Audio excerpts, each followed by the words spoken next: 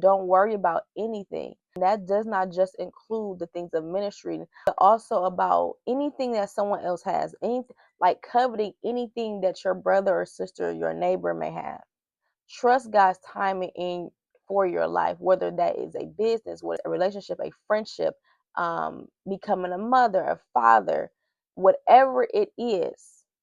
Do not be in a rush to receive those things, but instead pray about everything and try to learn on the journey of becoming the bride of Christ. When you are in the process of becoming the bride of Christ, everything is not going to happen all at once.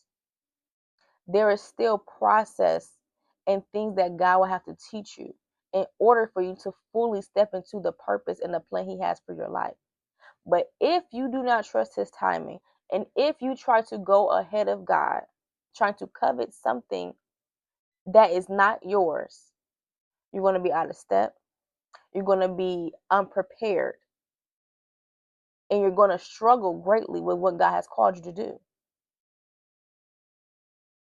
Even when it comes to marriage, there are many who are waiting to get married and has a desire to get married, which is good because, like I said before, you having that desire to get married is God's way of trying to bring you into holiness.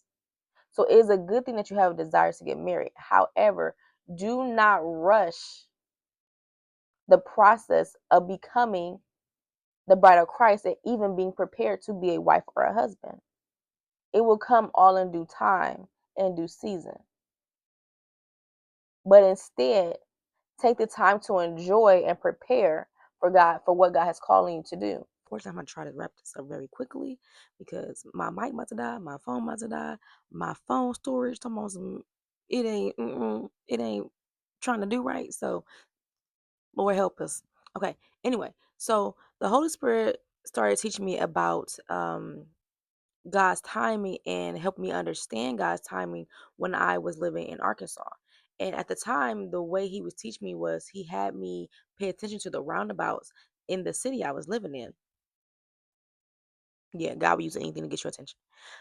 So anyway, so as He was talking to me about these roundabouts, He was letting me know that's how God's timing was. And if you ever been through a roundabout before, you know that if you are heading for a particular exit, if you're not in the right lane, you got to get all back around and you got to get in the right lane in order for you to get off at your right exit now.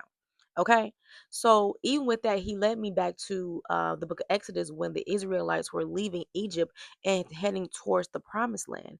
In that time of them leaving Egypt to go to